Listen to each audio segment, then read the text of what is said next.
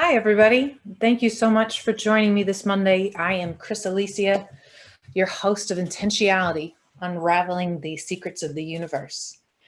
This is episode 12, our final episode of season 2. And I have a pre-recorded interview for you today. I did an interview with Steve Nobel during the week. He's out in the UK. And I'm going to show you that interview and share it with you in just a moment. But before I put on the interview, I wanted to come and just talk to you a little bit. Firstly, to say thank you so much for your support over this season and the season prior. Thank you all who have supported Awake TV on its first 2 seasons. It is not easy to set up something like this, something this massive, to bring teachers from all over the world together to speak with one voice is an incredible accomplishment. And that responsibility and that mission fell to Amanda Masters, who is the head of this network, and as well as a teacher, as well as a host, as well as one of my personal mentors. So for all who have supported this network in any way, shape, or form, thank you so much. This is a revolution. And I remember saying that in a video I had 6 months ago. Spirituality is a revolution. It is not the past. It is not some quirky idea out in the cosmos that does not affect you. It is the present. It is the future. We are souls having a human experience. We are not humans with souls. The difference between those two things, while it seems small, is a universal difference. It's a worldwide difference.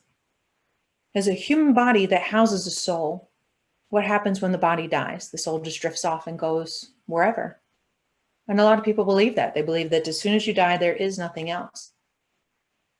If you are a soul having a human experience, what that suggests is intent. It suggests that your soul chose to come down to earth for a reason. And that it had an entire existence outside of what is happening here on this planet. The more I studied spirituality, the more those words resonated with who I was. I was a spirit, a divine soul having a human experience. A human experience is a blink of an eye in the lifetime of a soul. It puts into perspective every single thing that's going on around you, everything. Your marriage, your kids, your job, this virus. If you think of everything as an experience that your soul is having as a part of one lifetime, how much does that put into perspective what emotions you attach to that?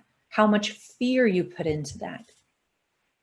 You are a divine soul having a human experience. One experience of thousands.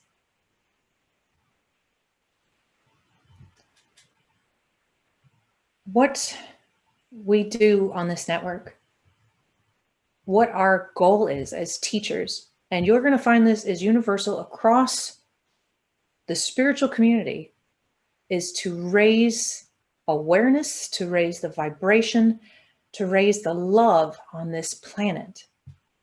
Because every single time a soul acknowledges that it is a soul, that it is a divine being, every single time they raise their vibration just a little bit and realize that the world is bigger than they thought it was. It raises everyone up together.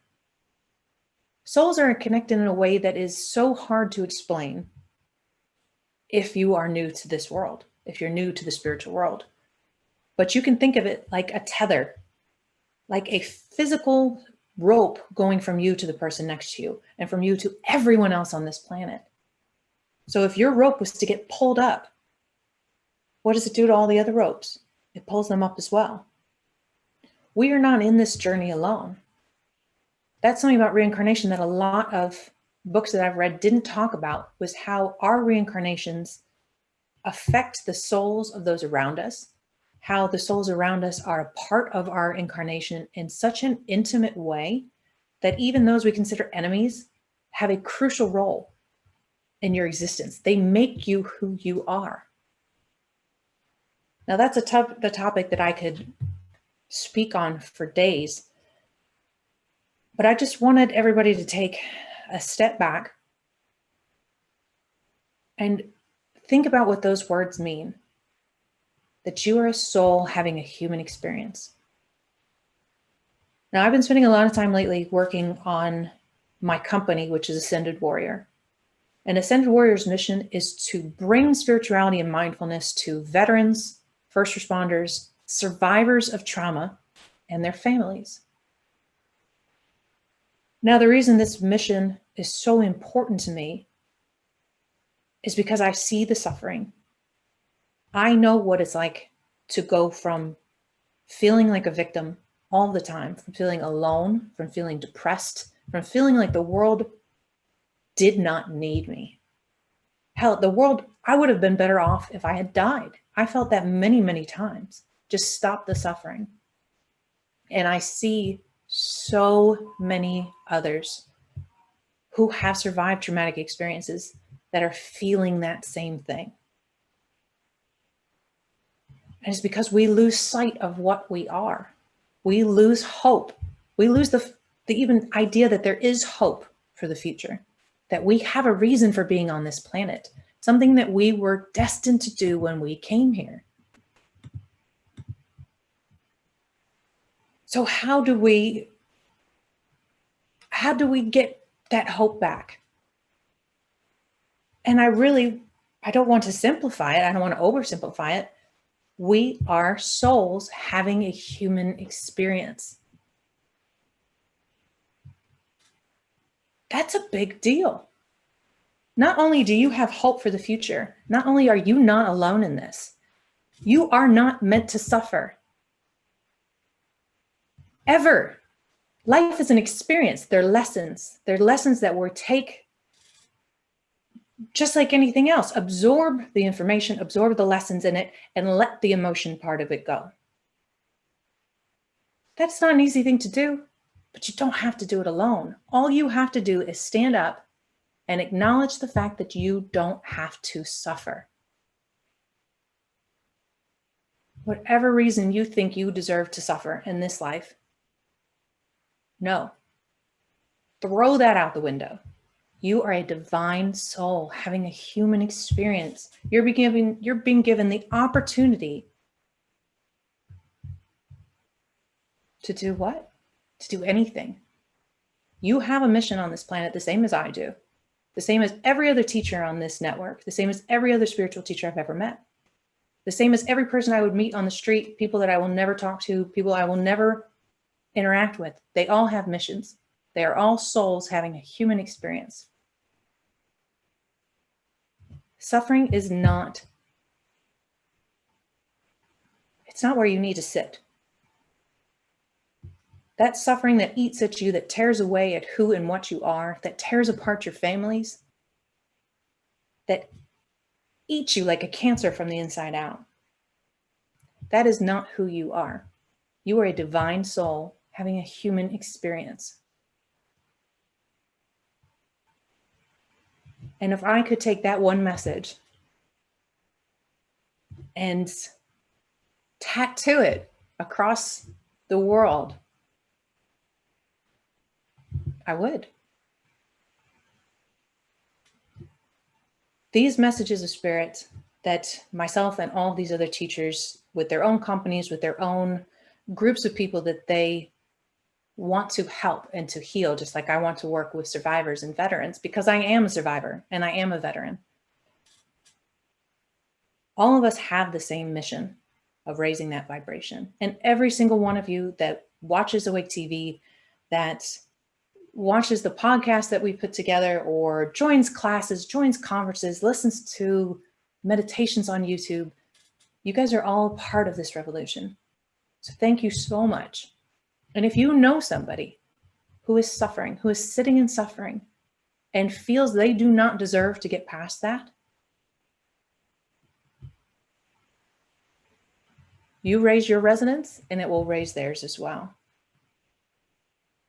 And point them to something, to learn something on their own, to find a teacher that resonates with them, to find free information that resonates with them, to wake them up to the fact that they are a divine soul having a human experience. In today's interview with Steve Nobel, he talks about his dark night of the soul. Steve suffered. He went through severe depression, just as a lot of us do. This life is not without trouble. But he knew he had to pull himself out of it. He knew he didn't deserve to suffer. It took him years to come to that realization, but he knew he didn't deserve to suffer. And the gift that he has brought out of that darkness, because he suffered, the way he can communicate and resonate and connect with people all stems from that pain that he went through, from the fact that he's a survivor. So I'm very, very honored to bring this video to you. I'm going to get it up on a video over here. If you have any questions throughout the video, please let me know. I would love to see your comments. I'll be passing them to Steve as well. I'm going to put the video up. I'm going to let it play, and you won't see me again. So please don't be upset. The video did not record correctly. So you're not going to see this beautiful face anymore. It just recorded Steve. However, it's a wonderful conversation, and I'm really excited to share it with you. I have an incredibly special guest today. I've got Steve Nobel with me. He is an absolute inspiration in the spiritual world.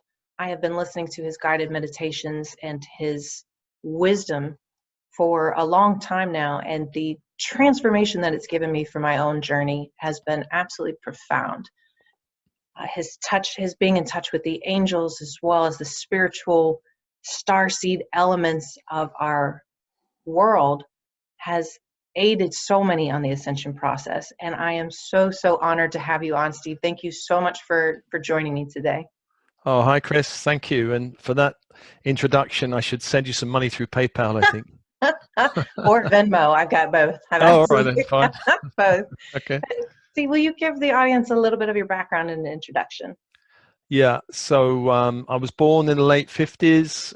You can say that that kind of era of starseed. So coming in the 1950s, post-war Britain, rationing, I think, ended in 1954. So I just came along a few years after rationing. A bit strange. My family were working class.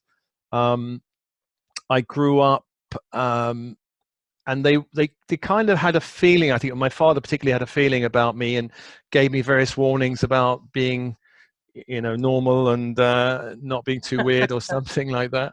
And those warnings got stronger as I went to teenage years. And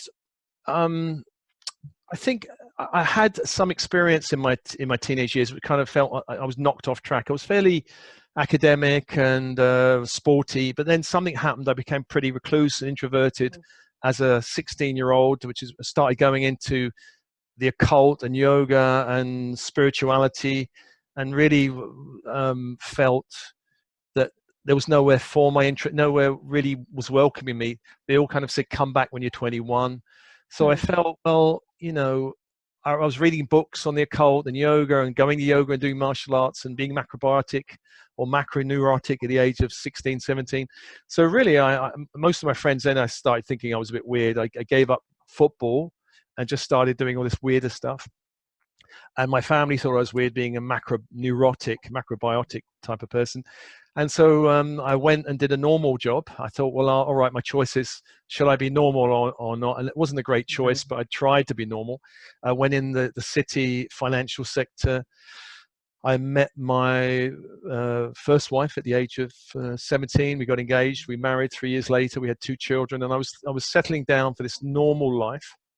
And after, I don't know, a number of years of that, I think I was married for 15 years, then this first awakening calling came. My father died, and that was a wake-up call, and I started again exploring spirituality. And this time I was finding people and synchronicity, and I never had the word synchronicity, but I started to experience synchronicity, one teacher pointing to another, one signpost pointing to another. And within 6 months, I found all the signposts I needed for the next 20 years. And I volunteered for a spiritual organization called Alternatives. And so, but life became a bit dramatic. I did separate and divorce. It was too difficult actually following the spiritual path and being married. My ex-wife was not really happy with it. So that led to a very painful divorce for me. And my children were 9 and 13 at the time. And so I don't know what age is good, but it wasn't a great age. Yeah. And then followed that path. I became a director of Alternatives in 2000, or was it 1990? 2000, I think it was. I became a director. I was a director of this organization for 13 years, a spiritual organization promoting spiritual authors around the world. You know, Eckhart Tolle's, Deepak Chopra, and Neil Donald Walsh's. So it was nice to meet these people and have tea with them privately as well, which is always it was really interesting seeing them on stage and seeing them privately. And so I had that experience for 13 years. And then just before the 2012 trigger point, I had another wake-up call, but this one was much more difficult. And this one plunged me into a dark night of the soul that lasted 6 years. I came out of that dark night at the beginning of 2016, more or less. And in that dark night, it was kind of like me being faced with what I call the dark side, the kind of lower astral, the anti-light. And it really made me aware of, oh, there are these forces. Whereas before in all my spiritual journey, it was all angels and love and affirmations and joy. And then suddenly I was faced with, oh, there is something else going on, you know, and I kind of suspected it, but I was really face to face with it. Then I came out of that journey and my intuition was switched off in that dark night. My connection to source, my higher self, which I spent years building up, was switched off. And so suddenly it was switched back on again as I came out. And the first thing I was presented with was, I remember waking up one morning and feeling this connection. It's kind of a sensation in the body of being connected. And this voice said, okay, it's time to teach about star seeds and ascension. And that was not what I wanted to hear. You know, I wasn't really totally thinking this is what I want to do with my life. I was already on a path of spiritual weirdness enough, and that seemed a bit further out there than I'd already gone. And so I meditated on it for 2 weeks, thinking, do I really want to do this? Because it's really, if I'm going to do it, I have to commit 1,000%. And so I meditated for 2 weeks. I got, okay, you know, resistance is futile. Let me do it. And then I started some workshops. People started going crazy around it. And I was like, wow. And I was really, to be honest, at the beginning of learning, it was a fast learning curve because I'd heard about it. And you know, in Alternatives, I'd heard about 2012, the trigger point, and I'd heard about ascension, and I wasn't sure about it. But then when my own life imploded and at the other side of the dark night, I kind of started to piece it together going, something dramatic has happened to me, and ascension kind of makes sense. And so since that time, the last 4 and a bit years, I've been doing this and finding out enough I think to kind of, you know, do one-to-one sessions and run webinars and workshops and retreats on it. And so I'm still on the curve learning about it, I suppose. You know, I don't say I've got all the answers, but I think I've got enough to have a sense of what I think is going on.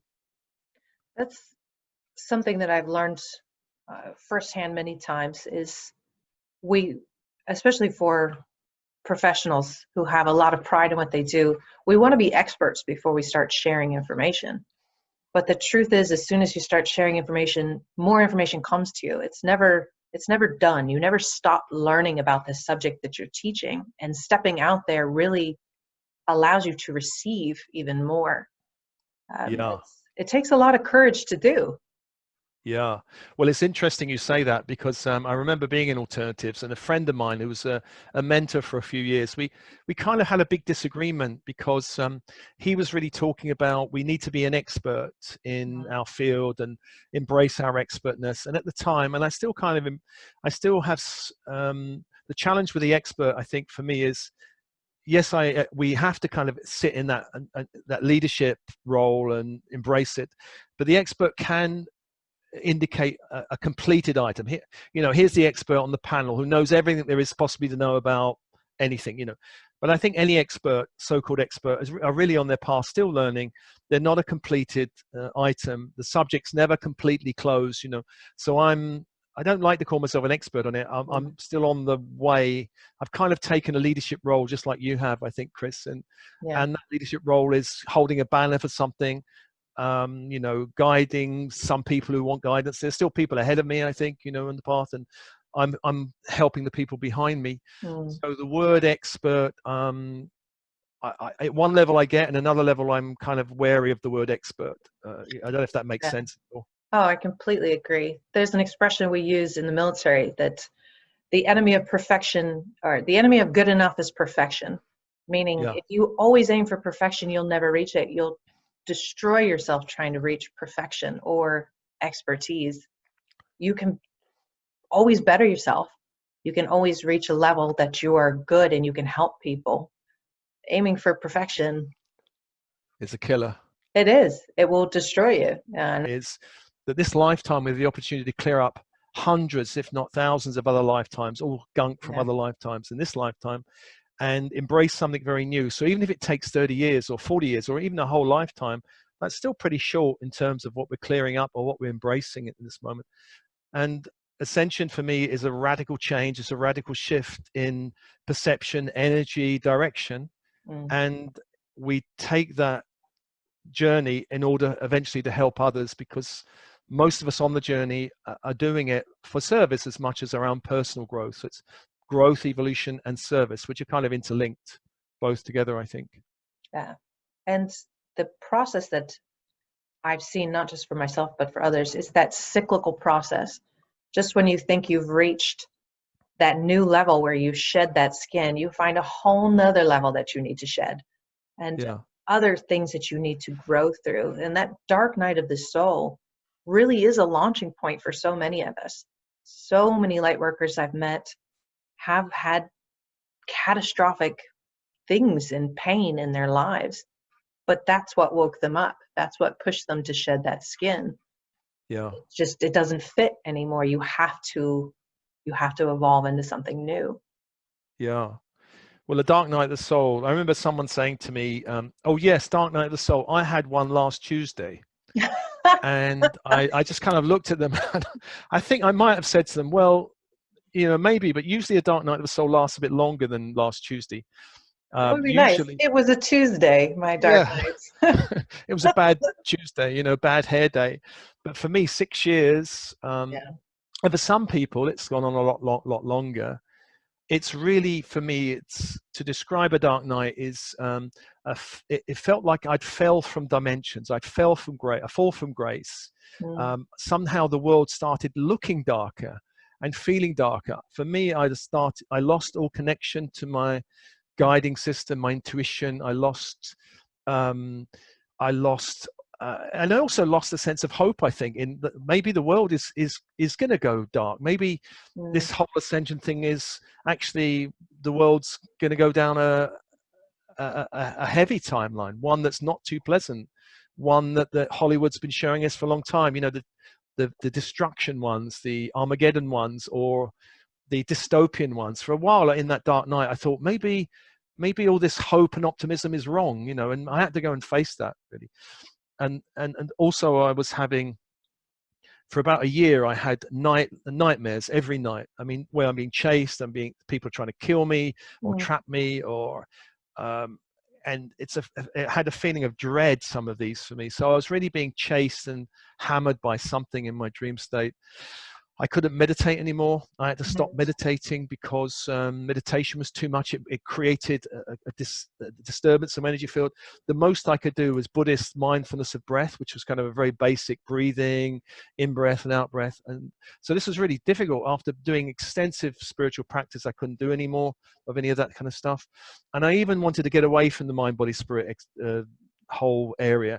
So I resigned from Alternatives in winter solstice 2012. And then I did about 8 months of consultancy and various stuff, doing writing courses, leading writing retreats and stuff. And then I kind of stopped all that. And then I just went and got a regular, really ordinary job. I drove a London bus for a year and a bit. No And kidding. yeah, that was really something. It was a grounding.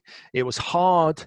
It showed me another side of life I'd never experienced before. You know, it was very coming from the love and light, and everyone loves you in Alternatives. Thank you so much to everyone hates you. There's anal managers on your back and everyone's complaining. It was like, wow, people really do live like this. And I guess I had to see that. So I was going through a dark night and driving a London bus. It was kind of really interesting experience. And all the anchors of my life left. My sense of being a director left. It was being with a long-term partner who I had a strong connection with dissolved, and we ended that partnership after 12 years. So all those anchors left. And I was really feeling I was free floating and not knowing where I was going to go. But fortunately, I managed to find a spiritual community, and I lived there for 5 years, which really anchored me in ordinary humor. And there were a great bunch of heretics, Buddhist heretics, and we had a great sense of humor and banter. You know, I don't know if in America, do you have this word banter? You know, in English? Oh, yes. It's kind of bantering, ping-ponging back of humor, and it was just so funny. That was so grounding and healing for me. That's all I needed, really. And so that was great. And then coming out the other side, really. So that was my dark night. And I can hear spirit again. Oh, I can meditate again. Oh, I've got a sense of intuition. Yes, no, maybe again. You know, all that kind of thing. So that and I took it for granted for so many years. And when it was switched off for 6 years, I really missed it and really valued it. And I was like, oh my gosh, I can't cope without this connection to source, this connection with my intuition and my soul mission. And then a new mission came online, a new direction came along. I started doing all this stuff. I was in Greece when the first transmission came, because I've got all these meditation transmissions on YouTube. And the first one in Greece, I was sitting on a little chapel by the edge of the sea on the Aegean Ocean. And the chapel can only fit about 12 people. It was a very tiny one. And it was just me in there with all these lovely little icons. And I thought, this is really sweet. And then I had this connection from something. And I spent 2 or 3 days really working and meditating. What is this connection? And then this download came, and this meditation came out on this goddess, the Earth Star goddess. And I kind of resisted it because it was one of the first ones I did. And I thought, but I haven't, and I remember saying to Spirit, but I haven't got a womb. I don't really think I should be doing this. You know, shouldn't a woman be doing this? You know, goddess? Why me? Why should I do it?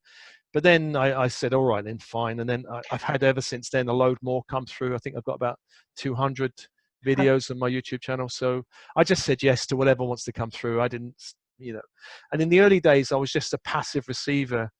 I was, if Spirit wants me to do it, I'll do it, you know, and put it out there. But now I'm much more, I'm more in the conversation. I'm saying to these guys, look, how about a meditation on dealing with anger? Or how about, and then if there's any resonance there, something comes through. If there's nothing, I put it in my to-do file, and I've got about 10 still partially downloaded, partially working, not ready yet. And so it's kind of weird experience. And the other thing about the transmissions which are coming online is they've come through higgledy-piggledy, as they say in England.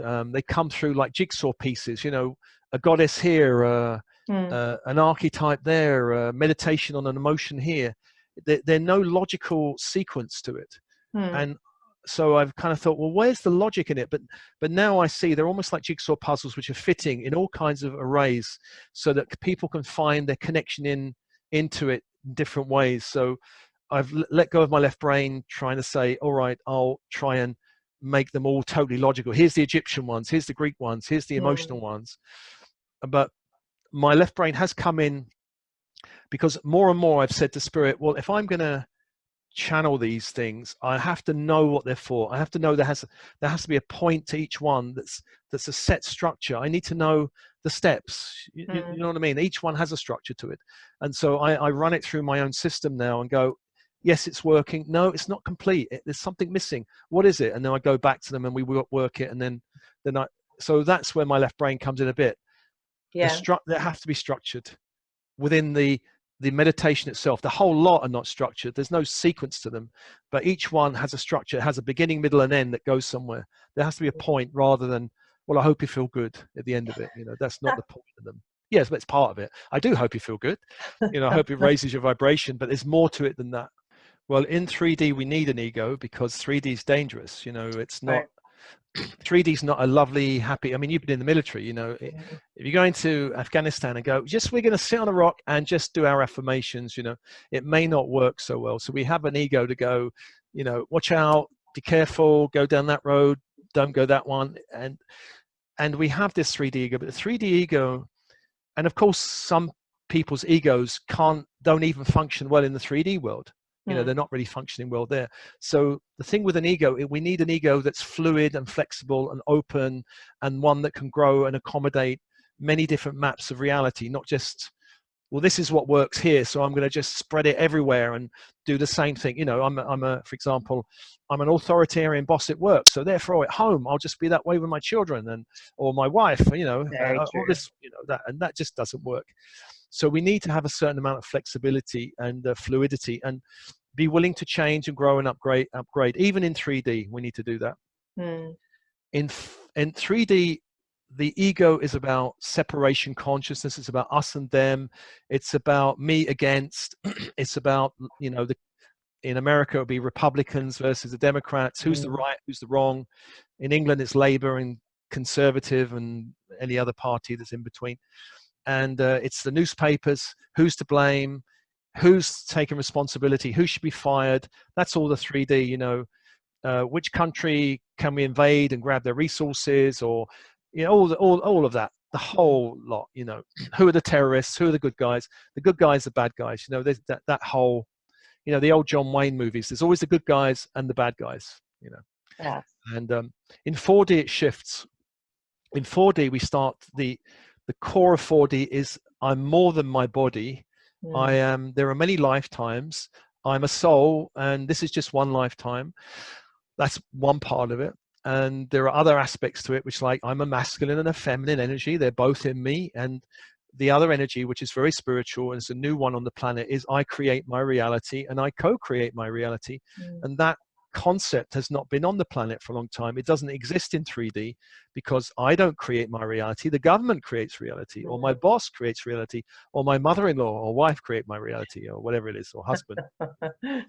But in 4D, it's suddenly, hey, I create it. And I remember when I heard this in 1991, I think, or 1992, we create our own reality. I heard a channel talking about this, and I go, that's amazing, that statement. I've never heard it before. It resonated so strongly, but I didn't get it. I mean, what does it mean?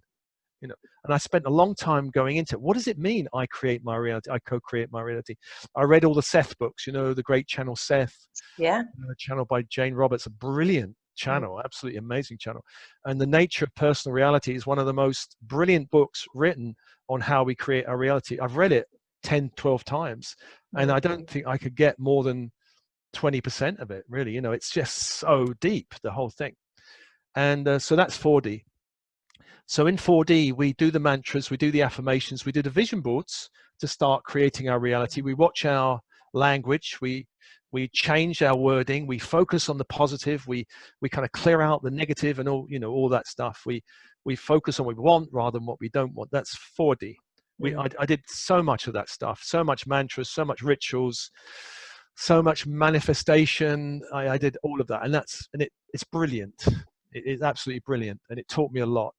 But in 5D, the shift into 5D is unity consciousness.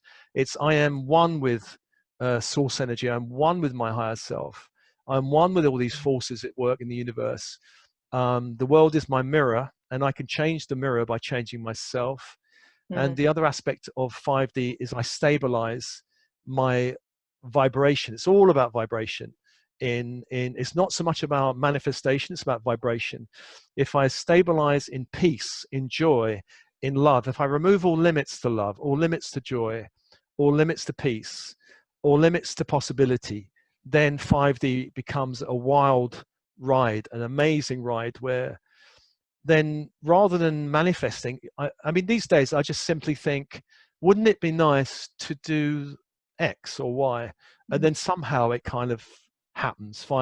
If it's in line with where I'm going, it kind of doors open and it happens.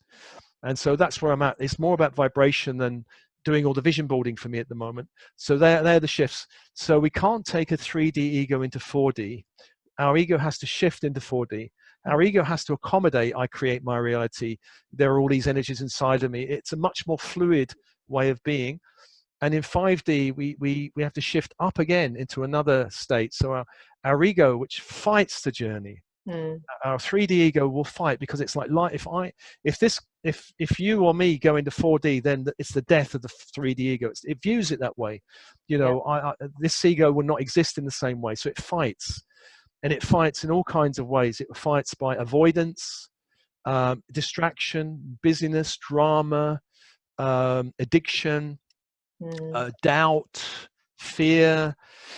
And even if you start dealing with your own inner emotions, other people start coming into your face. You know, the doubting committee, your mother, your mother-in-law, your father-in-law, your husband starts going, what are you doing? Are you losing your mind? Yeah. And they're reflecting a certain level of our doubt that we haven't completely dealt with. Once we deal with all our ego issues, the world stops reflecting it back to us. So these days, I do get some reflection still, but they're more light-hearted. They're more joyful. Like my kids would say to me, Dad, what are you up to now? And I'd say, I'm up to no good. And they would laugh, and I laugh. You know, that's the standard. You know, I'm doing something weird. Oh, okay, Dad, you're doing something weird. Okay, fine, we'll leave you alone. And we can laugh about it. I don't have to get into any deep discussions with them about it. I mean, the last time I did get into a deep discussion was around the dinner table, where I just threw it in as a curveball. I did it deliberately. I said, you know, I did a magic mushroom ritual 2 weeks ago, and they just, that was just, their reactions was classic. It's, you know, as if they're my parents telling me off about what I should and shouldn't do. You know, I should be more responsible and all this kind of stuff. But anyway, it led to an interesting conversation. So that's the kind of the ego resistance and the journey of awakening. The soul calls us, wake up, like Neo, wake up, Neo. Morpheus is offering the red pill and the blue pill, and the ego goes, no, don't take it. Don't go down that rabbit hole. It's dangerous. You know, who knows where you're going to go? And better to keep safe, which is the ego says. So when I was working in a kind of corporate job, well, I worked in the city for 10 years, and I went in local government, middle management job, and I had this middle management job, and I really couldn't bear it anymore. I really needed, the soul was calling me out, and I remember asking the universe, should I resign from this job? And I was walking in my lunch break back to work, and I saw this T-shirt, back of a T-shirt, a guy was walking in front of me, and it was Nike, Just Do It. You know, the Nike brand, Just Do It. And it hit me like a thunderbolt. That's the answer to my question. I need to resign. I knew it all along, but then my ego came in and said, don't tell me. You know, I could hear this conversation going in my head. You're not going to resign because of a T-shirt, are you? You know, you have these conversations. Absolutely. And just a coincidence. It's not for you. It's not for me. And I was like, yeah, I mean, the job's well paid, and I've got a mortgage, and blah, blah, blah. And I was walking down the road, and I looked in this window, and I saw the same sign in the window, Just Do It. I thought, you know what? I asked the question, I'm just going to do it. I resigned. The next day, I felt absolutely exhilarated. There was a double rainbow, you know, in the morning. I thought, good sign, I'm on track. But it was a bumpy ride for a year and a half. It wasn't easy. You know, I resigned with no job to go to, no savings. So I wouldn't say it was easy, but it was fine. It worked out all right. And my ego was really, oh my God, I used to wake in the morning, what are you doing? You know, what are you doing? And then when I woke up, when I had the second kind of calling back in 2016, after the dark night, I woke up, teach about starseeds and ascension. And I remember my ego going, don't tell me you're going to do this. You know? Don't tell me. And but that's why I was meditating, going, there's another level of resistance in me. You know, and resistance happens. Absolutely. You know, and the rule I have is the bigger the jump, the bigger the resistance. Usually, the bigger the step up, the bigger the resistance. Right. That's part of the incarnation. It's why we incarnate, so that we can plow through those resistances. Yeah, absolutely. And I mean, I've got spiritual friends who they talk in great spiritual language, and I say to them, but you haven't got children, and you haven't got grandchildren, you know, so they're free of all that, so they can they can say these great statements, but you know, it adds another layer to your resistance if you've got family and children who are relying on you, and grandchildren who are looking up to you, and all this stuff. So I mean, you know, or if you've got a partner who you've got to bring on board with your journey. I mean, what a blessing if you've got a partner that goes, you know, we're both on this journey together. That's brilliant, isn't it? But not all of us have that, you know. I think that's probably pretty rare. I certainly don't.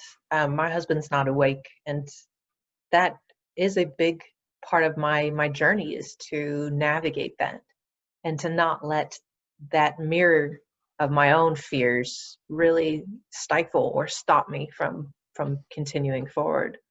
Yeah. Well, in terms of resistance, so my ego was saying, don't leave this safe job, right? Mm, Um, it's you've got a mortgage, there's regular money coming in. Now that safe job now is not safe. yeah. It's not great. So then I moved to become a director of alternatives, which in my family's view is not a proper job. It was brilliant for me. Still a regular paying, salary. It was Mm, brilliant. But my father would say, this is not a proper job, but mm, hey, it was, I was on my path doing what I want to do. But then resigning from that job, doing what I'm doing now, in terms of safety, my old organization, all their live events have cancelled. And here I mm, am already. I've been online for 3 or 4 years now. Everything's online. Nothing's changed right. for me, basically. If anything, my work has increased. So my Mm, old ego, 3D ego, saying, don't do it, you won't be safe. Looking back, I'm going, who are you kidding? uh, Um, I'm more secure and stable now than I've ever been, really. and that's a great testament to the journey as a whole. And so many people, and Buddha talks about this a lot, you have to be joyful in your journey. Otherwise, the people that you lose, the fear, that the doubts, they will drown you. You have to be joyful in the spiritual journey and accept that some people aren't going to come with you. A lot of people lose their friends, they lose their family when they start on this journey because they just don't fit anymore. They don't understand each other anymore. Yeah. You have And to they find a lose new family. perspective. Yes, absolutely. You have to find a new family. And that joy has to become internal versus external. Stop looking for other people to validate who you are and what you're doing. You have to find that validation inside of you. Yeah, absolutely. It's important, really. So the joy thing, when I became a director of alternative, shifting into the spiritual world, there was two decisions I made in that company because it was struggling when I took it over. It was having a lot of conflict, and money was a big problem. And so I did two major things there. And I say to my kids, this is the two things I did. One was I instigated a tea ritual twice a day. Hmm. That all the people in the office, there was 5 of us in the office, would go to tea twice a day. And in that tea break, we would do an emotional check-in, and we Hmm. would just uncover anything which hadn't been spoken about, that needed to be spoken about, anything that was hidden, or any emotional stuff that you can't speak in the office. What is it? Let's hear it. And that created a whole different dynamic between us, a much better working relationship. And also in that tea break, it was more or less, let's spin some ideas. What could we do? What we would love to do? What's possible? Which tied into the second thing that I did, which was, if it's not joyful, let's not do it. Hmm. And I don't care how lucrative it is. I'm not interested. If we don't feel great about it, let's not put them on. And so I remember one guy, he was a well-known celebrity. I can't mention his name because obviously it wouldn't be fair. But this guy, a well-known TV guy, he was a psychic. Hmm. If I'd said his name, everyone would universally probably know him. And he came on, and I found his presentation in the church gross Hmm. and low level and salesy. And I just said, and all the audience loved him, but Yeah. I just said to the guys, personally, I don't want to put him on again. I'm not Hmm. interested in him. I didn't hear a message. It was all about me, how good I am, how psychic I am. And so that's not what we're about. We're here to open people, to inform people. We're not here just to sell stuff. We're not here just to promote egos, And Right. that was my impression of the guy, and maybe some people got a lot from him, but I didn't get a lot from him. And so those two things, I shifted the energy of the organization into a whole joyful bracket, which was really, in terms of money, it became, well, I left it well abundant. We'd invested a lot of money in the IT systems. It had money in the bank. Hmm. The morale was good. I left it in a great state. It's still going strong. I know the virus has kind of been a bit of had an impact and forcing them to go online suddenly, but there was that there. So that's the one thing I did. And in my own work now, I mean, one of the things I do is I interview people, and I'm only interviewing people that I'm really interested in. I think have a great message. I'm getting emails all the time. Hey, we're representing author X or Y. We think they'd be a great fit, and I look at their website and I think, no way. In a Yeah. million years, am I going to be introduced? Great, you've got a lot of sound bites. It sounds good, but it sounds like the same thing I've heard 100 times. I'm not interested. So I just kind of say, no, thank you. Right. And so and for myself, it's really, what's my cutting edge? What's my edge of growth? And if it's my edge of growth, I'm assuming it's going to interest other people. That's the way I look at it. If I'm learning about through all these different meditations, transmissions, energies, releasing, and then other people are going to be learning too. So if I'm not on my edge, then other people are going to feel it. I think I'm called, and we're all called, to stay on our edge and stay on our wild edge of growth, which can be a bit scary at times. Yeah, absolutely. Yeah.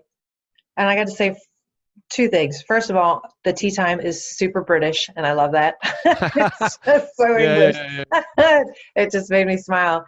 And secondly, what you talked about with 5D being about vibrations, the importance of this for people who might not be familiar with that is, like you were talking about with that psychic, there's certain vibrations that you are not going to resonate with.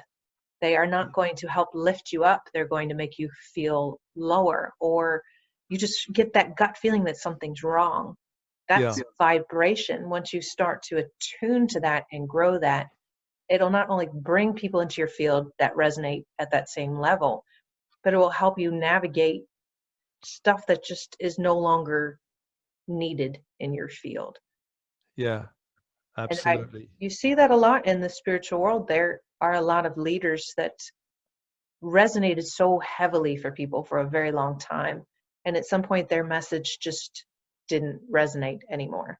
It hit a block somewhere, or just didn't keep growing with the level of the people around them. Well, I think there's a pressure on people, I guess like me, or people doing out there on the edge, and the pressure is, I suppose, celebrities. I mean, we're minor celebrities, I suppose. We're not getting millions of people, but we're big fish in a small pond, I suppose. And there's a pressure to keep going, keep making it unique, keep making it enticing, all of that kind of stuff. And that kind of alters the message, rather than, well, what is my cutting edge? It's like, oh, well, the audience, I've got to feed them. It's like feed the 5,000, Yeah. They want their bread and their fish, and so there's a pressure to keep it going, rather than take a week off and just go in and just go, well, what is really alive within me, and then come out and produce it. The other thing, which is a block, I feel, and I noticed it in alternatives, is money is a block. And what I mean by that is, for me, money is the fuel for the journey. It's not the point of the journey. It's the fuel for our little spacecraft from going from this planet to another planet, from this continent to that continent. It's just part of the journey. And when some people make it the point of the journey, and what I mean is that I've seen people buy into a lot of these kind of marketing coachy type of things, where you've got to value your abundance. It's a great saying, I'm going to value my abundance, which of course is true to value abundance. But valuing my abundance doesn't mean I'm going to lock you in a $10,000 coaching program or a $10,000 mentoring program or healing program. Personally, I mean, I don't believe that's the work. The work is to make it accessible to as many people as possible. If you're making accessible to people who can only afford $10,000 or even more, I'm saying, $20,000, $30,000, then you're not really doing it. You're really kind of going, I'm honoring my abundance because really I want the money to have a nice lifestyle, a nice house, and a nice car, and all the rest of it. Right. And my deal with the universe was different. I said to the universe, look, I'm interested in service and I want to give most of this away, but I still want to pay the rent and I still want to be able to fund the journey. And so what I've done is I give away all the stuff on the YouTube channel and everything for free, but I have one-to-one sessions, which I do charge for, and I do webinars, which I do charge for. And, people can still just have all the free resources, and I'm never trying to sell anybody into anything. If people want a session, I'll give them a session. Or if they want to join a webinar, they can join a webinar, but there is no pressure on it. And so, and in terms of abundance, I've been, the fuel is more than adequate for me and my journey. And that fuel goes into the website, into hiring people to make me nice little YouTube clippy things, which makes the the transmissions look good, and I'm building an app which is being built at the moment, and all those things gets reinvested. And so I always thought that, I want to pay the rent, and I want, if you look at my car, it's hardly a 4-wheel drive huge thing. It's a moderate, simple thing that gets me from A to B, that kind of thing.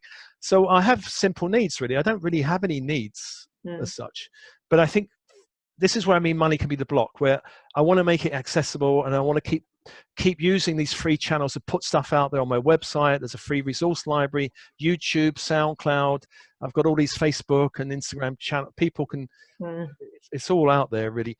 But money has to be a fuel for the journey, and not the obsession of the journey, not a block. And the other thing is like, I can't do the journey because what if I start the journey? I won't have any money. If I start this little business, I'm giving up my lovely paycheck. This is all the stuff around money, and money's a huge one.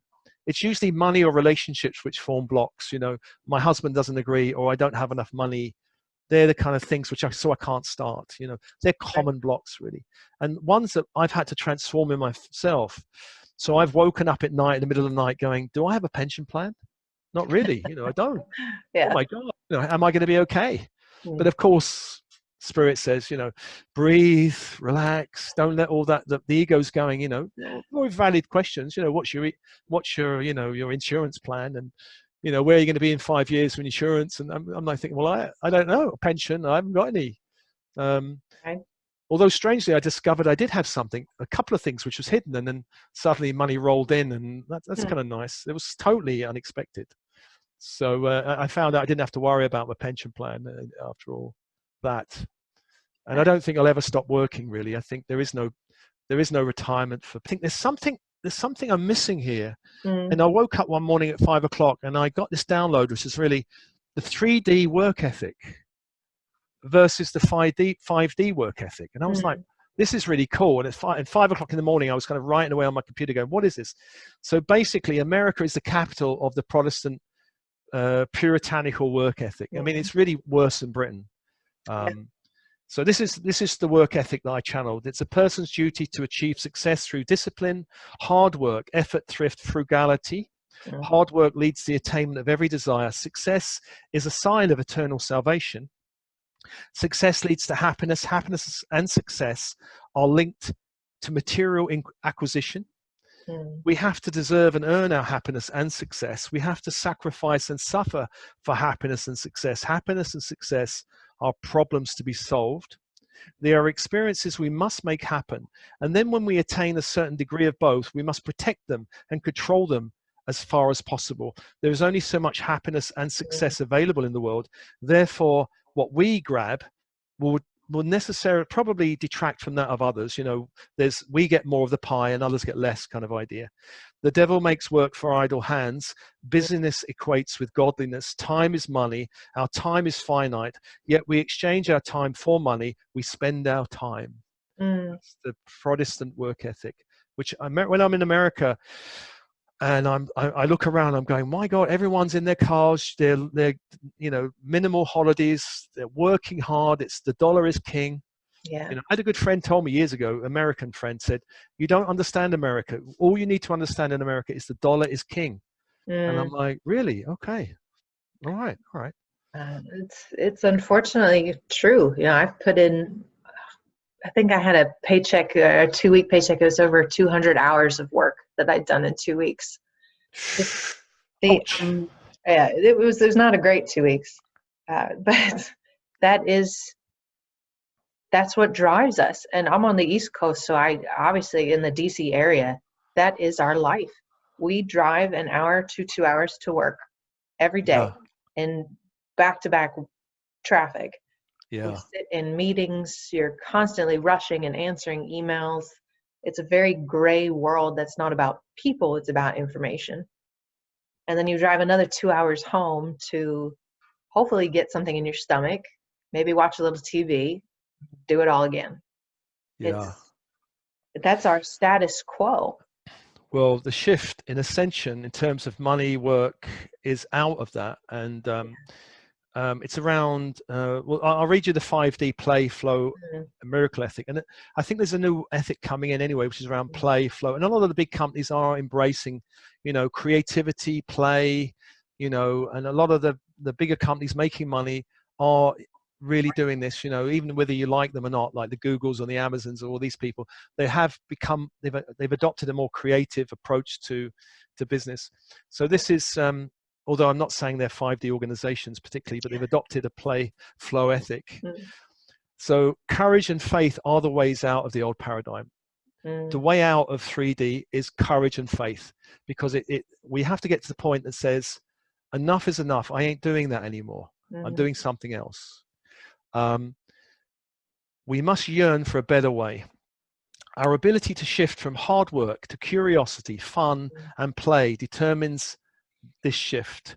Curiosity, fun, and play are the ways to learn new skills, as well as activate skills we have learned before in other lifetimes. We are multidimensional beings. We've lived many lifetimes. We're more resourceful than we know. We are manifestors. We live in a magical universe. We create our reality from the inside out. Everything is energy, and energy is directed by consciousness.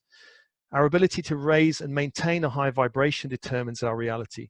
The strength of our connection to spirit determines our reality. Our focus determines our reality.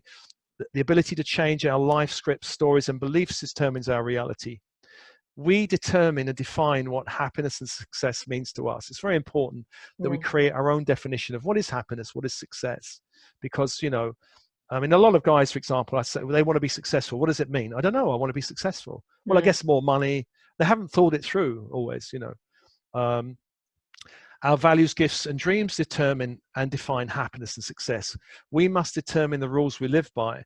There really are no conditions imposed by the universe on our happiness and success, although our ego will definitely impose, our family conditioning will impose, our programming from other lifetimes will impose.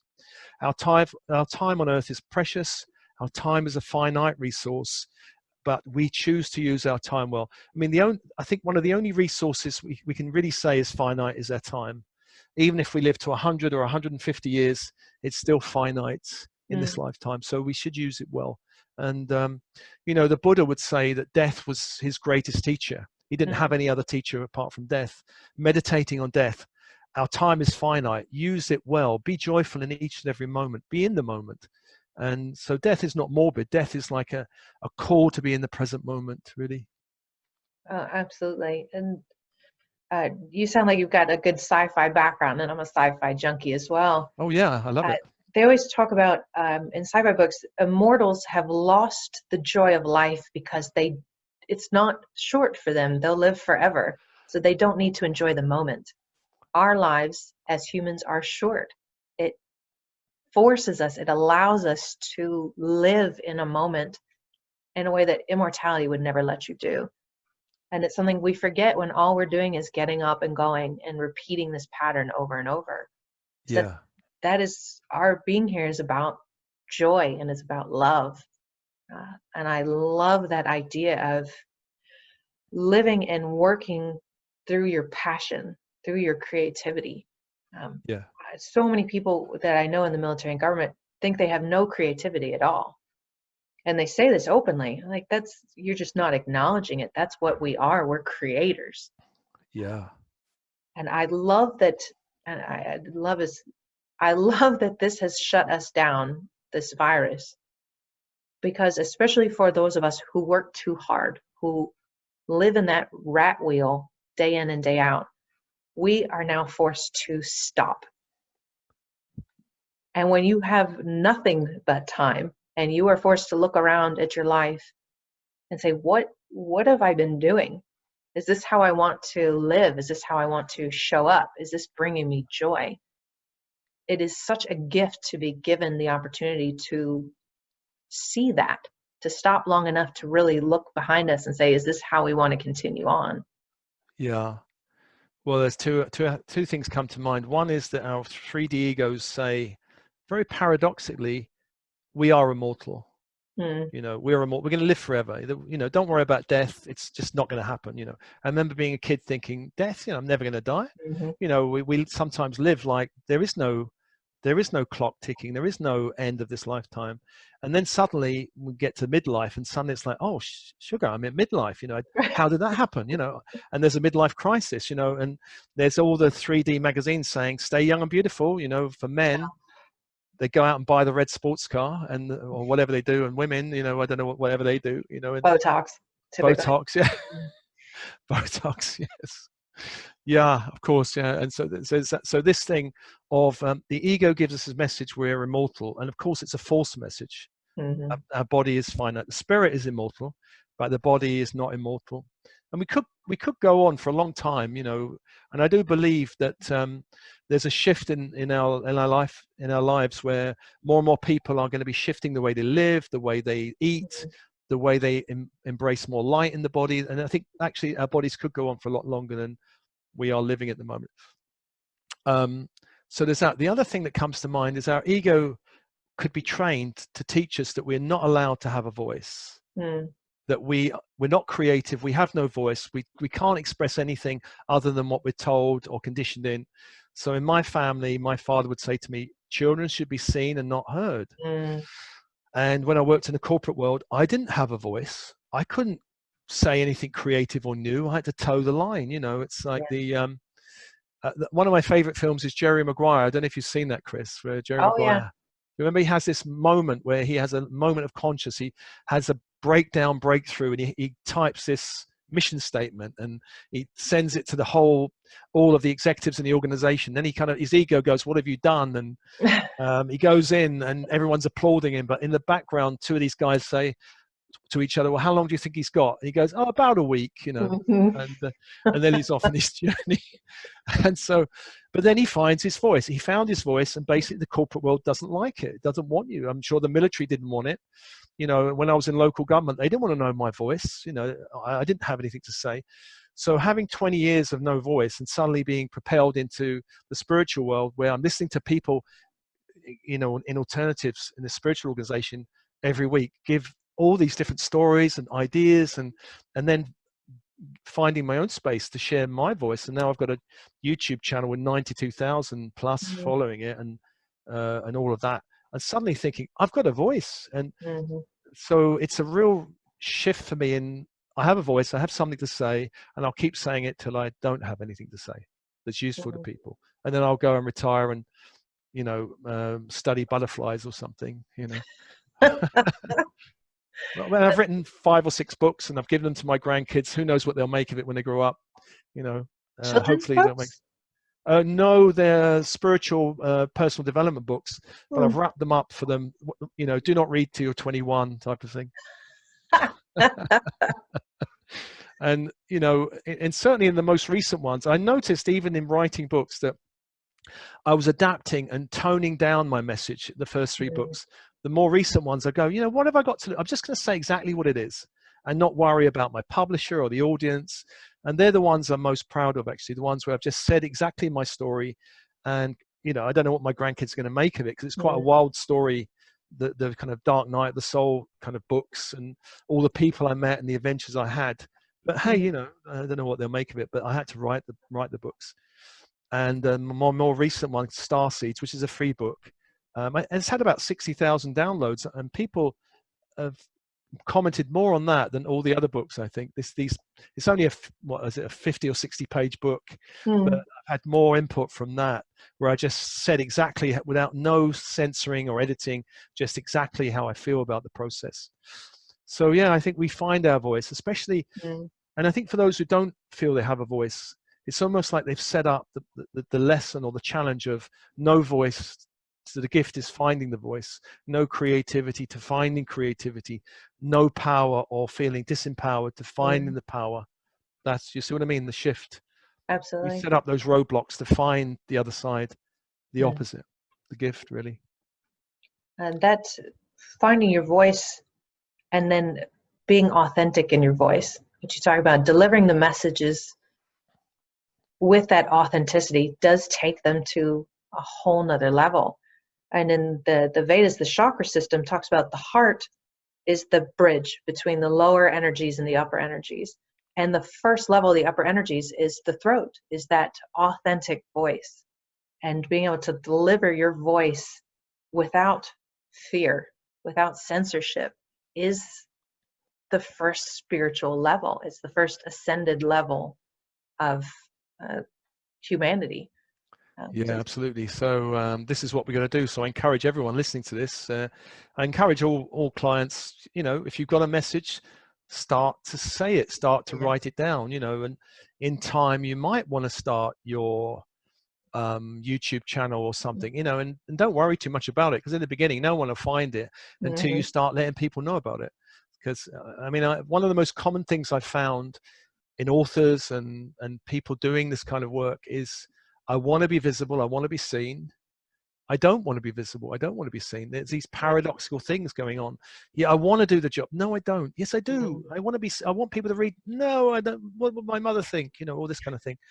And it's natural and normal to go through this process. So all resistance is normal, but eventually the job is to overcome the resistance and do it Mhm. anyway.